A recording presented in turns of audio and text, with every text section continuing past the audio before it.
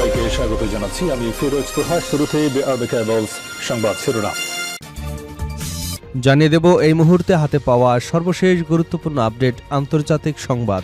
শুরুতেই থাকছে মধ্যপ্রাচ্যে কফিন এখন মার্কিন সেনাদের সামরিক সরঞ্জামের অংশ। ইরানের খাতামাল আনাবিয়ার কেন্দ্রীয় সদর দপ্তরের প্রধান মেজর জেনারেল আলী আবদুল্লাহি বলেছেন, মধ্যপ্রাচ্যে অবস্থানরত মার্কিন বাহিনী ও তাদের মিত্ররা এখন বুঝে গেছে যে তাদের সামরিক সরঞ্জামের অবিচ্ছেদ্য অংশ হয়ে উঠেছে কফিন। তিনি আরও বলেন, আঘাত করে পালিয়ে যাবার যুগ শেষ হয়ে গেছে।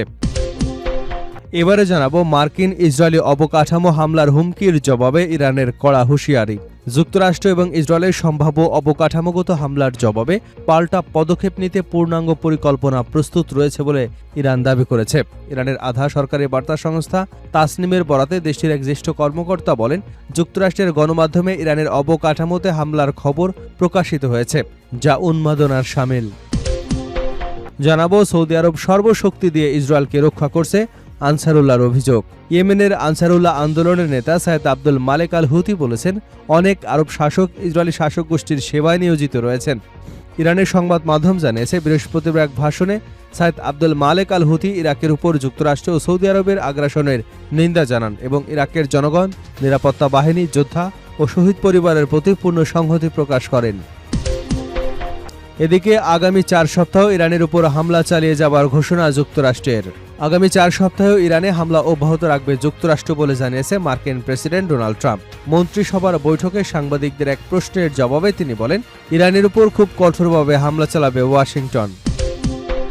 এবারে থাকছে বাংলাদেশ সহ 14 দেশের সামুদ্রিক প্রতিরক্ষা জোট গঠন করল সৌদি আরব।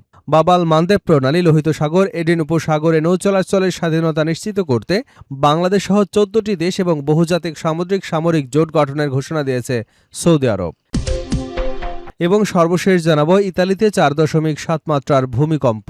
ইতালির দক্ষিণাঞ্চলের ঐতিহাসিক শহর নেপলেসের আশপাশ এলাকায় 4.7 মাত্রার একটি শক্তিশালী ভূমিকম্প আঘাত এনেছে। এই ভূমিকম্পের আঘাতে আতঙ্কিত হয়ে অনেক বাসিন্দা নিরাপত্তার জন্য ঘরবাড়ি ছেড়ে খোলা জায়গায় এবং রাস্তায় আশ্রয় নিয়েছেন। এতক্ষণ শুনছিলেন সংবাদ শিরোনাম, এবার থাকছে পুরো সংবাদ। দর্শক, অনুরোধ থাকবে ভিডিওতে একটি লাইক দিন, কমেন্টস করে জানিয়ে দিন এই ভিডিওটি আপনি কোন জেলা থেকে দেখছেন এবং শুনছেন। মধ্যপ্রাচ্যে কফিন এখন মার্কিন সেনাদের সামরিক সরঞ্জামের অংশ। ইরানের খাতামাল আনাবিয়ার কেন্দ্রীয় সদর দপ্তরের প্রধান মেজর জেনারেল আলী আবদুল্লাহি বলেছেন, মধ্যপ্রাচ্যে অবস্থানরত মার্কিন বাহিনী ও তাদের মিত্ররা এখন বুঝে গেছে যে তাদের সামরিক সরঞ্জামের অবিচ্ছেদ্য অংশ হয়ে উঠেছে কফিন। একই সঙ্গে তিনি প্রয়াত সর্বোচ্চ নেতা আলী খামেনির আঘাত করে পালিয়ে যাবার সুযোগ শেষ এবং ঐতিহাসিক ঘোষণারও পুনর্ব্যক্ত করেছেন। শুক্রবার দেওয়া এক বার্তায় মেজর জেনারেল আবদুল্লাহি বলেন, আমেরিকানরা এবং তাদের ভাড়াটে বাহিনী আজ গভীরভাবে উপলব্ধি করছে যে এই অঞ্চলে তাদের সামরিক সরঞ্জামের অংশই হল কফিন। তিনি ইসলামী বিপ্লবের প্রয়াত সর্বোচ্চ নেতা আয়াতুল্লাহ আলী খামেনির বক্তব্য স্মরণ করে বলেন, এই প্রবীণ পথ প্রদর্শক ও প্রয়াত নেতা ঘোষণা করেছিলেন, আঘাত করে কোনো মূল্য না নিয়ে পালিয়ে যাওয়ার সময় শেষ হয়ে গেছে। ইরানের সশস্ত্র বাহিনীর সমন্বয়কারী সর্বোচ্চ অপারেশনাল কমান্ড ইউনিটের প্রধান হিসেবে দায়িত্ব পালন করা আবদুল্লাহি বরাবরই যুক্তরাষ্ট্র, ইসরায়েল এবং তাদের আঞ্চলিক মিত্রদের যে কোনো ভুল হিসাব নিকাশ থেকে বিরত থাকার আহ্বান জানিয়ে আসছে। ইরানের সামরিক কর্মকর্তারা বারবার দাবি করেছেন, এ অঞ্চলে যুক্তরাষ্ট্র ও তাদের মিত্রদের সামরিক উপস্থিতি আগ্রাসীদের জন্য ব্যয় ও ঝুঁকি আরও বাড়িয়ে দিচ্ছে। তাদের মতে ইরানি জনগণ এবং প্রতিরোধ অক্ষের দৃঢ় প্রতিরোধী সেই বাস্তবতাকে আরও স্পষ্ট করে তুলেছে। মার্কিন ইসরায়েলি অবকাঠামো হামলার হুমকির জবাবে ইরানের হুঁশিয়ারি।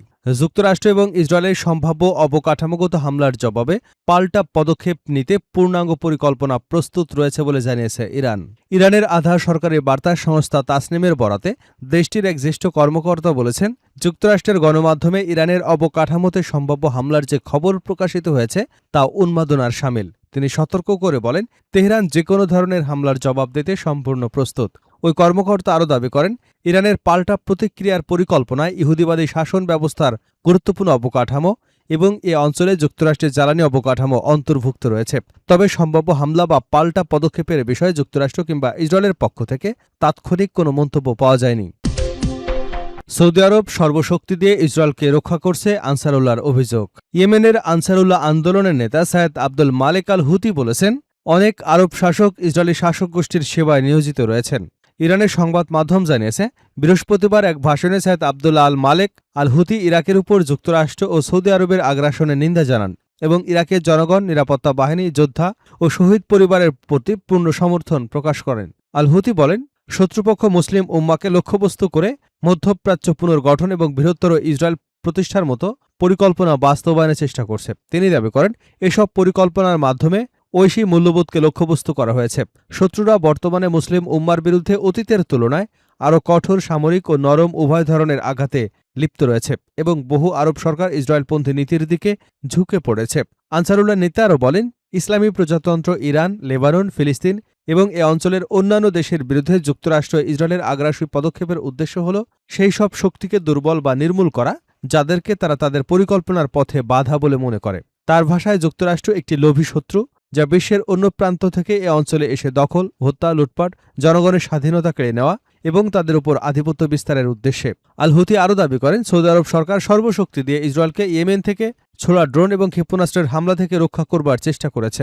তিনি বলেন, ইয়েমেন রিয়াদকে জানিয়েছিল ড্রোন ও ক্ষেপণাস্ত্র উড্ডয়ন পথ সৌদি আকাশসীমার বাইরে দিয়ে নির্ধারণ করা হবে, কিন্তু তারপরও সৌদি আরব সেগুলো প্রতিহত করবার চেষ্টা করেছে। তার দাবি, ইয়েমেনি ড্রোনগুলো ইচ্ছাকৃতভাবে সৌদি আকাশসীমা এড়িয়ে চলেছিল যাতে সৌদি আরব হামলার কোনো অজুহাত না পায়। তিনি আরও বলেন, সৌদি আরব ইসরায়েলকে লক্ষ্য করে নিক্ষেপ করা ইয়েমেনের কিছু ক্ষেপণাস্ত্র ও ড্রোন ভূপাতিত করেছে। আগামী 4 সপ্তাহ ইরানের উপর হামলা চালিয়ে যাবে যুক্তরাষ্ট্র। আগামী 4 সপ্তাহ ইরানে হামলা অব্যাহত রাখবে যুক্তরাষ্ট্র বলে জানিয়েছে মার্কিন প্রেসিডেন্ট ডোনাল্ড ট্রাম্প। মন্ত্রিসভার বৈঠকে সাংবাদিকদের এক প্রশ্নের জবাবে তিনি বলেন, ইরানের উপর খুব কঠোরভাবে হামলা চালাবে ওয়াশিংটন।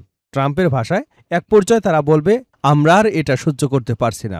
এদিকে ফিলিস্তিনি স্বাধীনতাকামী সংগঠন নিয়ে বৃহস্পতিবার স্থানীয় সময় রাতে যুক্তরাষ্ট্রের প্রেসিডেন্ট ডোনাল্ড ট্রাম্প তার সামাজিক যোগাযোগ মাধ্যম ট্রুথ সোশ্যালে এক পোস্টে ঘোষণা দেন, বোর্ড অব পিস গাজায় হামাস এবং অন্যান্য সব সশস্ত্র গোষ্ঠী সম্পূর্ণ নিরস্ত্রীকরণ নিয়ে একটি ঐতিহাসিক চুক্তিতে পৌঁছেছে। ট্রাম্প লেখেন, আজ বোর্ড অব পিস হামাস এবং গাজায় অন্যান্য সব সশস্ত্র গোষ্ঠীর সম্পূর্ণ নিরস্ত্রীকরণ নিয়ে একটি ঐতিহাসিক চুক্তিতে পৌঁছেছে। এটি স্থায়ী শান্তি এবং নিরাপত্তা প্রতিষ্ঠার পথে একটি যুগান্তকারী পদক্ষেপ। হোয়াইট হাউসের বোর্ড অব পিসের জ্যেষ্ঠ কর্মকর্তারা দ্য জেরুজালেম পোস্টকে জানায়, হামাসের বিভিন্ন উদ্বেগ এবং আপত্তি ছিল। কয়েক মাস ধরে অত্যন্ত সতর্ক ও সংবেদনশীল আলোচনার পর এই অগ্রগতি সম্ভব হয়েছে। আগামী কয়েক সপ্তাহের মধ্যে চুক্তি বাস্তবায়নের পদক্ষেপ নেওয়া হবে বলে তারা জানিয়েছেন। কর্মকর্তারা আরও বলেন, এ বিষয়ে ইসরায়েলের প্রধানমন্ত্রী বেনিয়ামিন নেতানিয়াহুর সঙ্গেও আলোচনা হয়েছে। তাদের অন্যতম লক্ষ্য ছিল হামাসের সাথে সরাসরি অর্থায়নের পথ বন্ধ করা। এছাড়া গাজায় একটি কার্যকর প্রশাসনিক কাঠামো গড়ে তুলতে প্রতিদিন পরিকল্পনা করা হয়েছে বলেও দাবি করেন তারা। এর অংশ হিসেবে আন্তর্জাতিক স্থিতিশীলতা বাহিনীর জন্য অর্থ সংগ্রহ, সদস্য নিয়োগ এবং হামাসের পরিবর্তে দায়িত্ব নেওয়ার জন্য স্থানীয় ফিলিস্তিনি বাহিনীকে প্রশিক্ষণ দেওয়ার কাজও চলছে বলে জানানো হয়। তবে হামাস বা ইরানের পক্ষ থেকে অ্যাক্সিওসের এই প্রতিবেদনের বিষয়ে তাৎক্ষণিকভাবে আনুষ্ঠানিক কোনো প্রতিক্রিয়া পাওয়া যায়নি।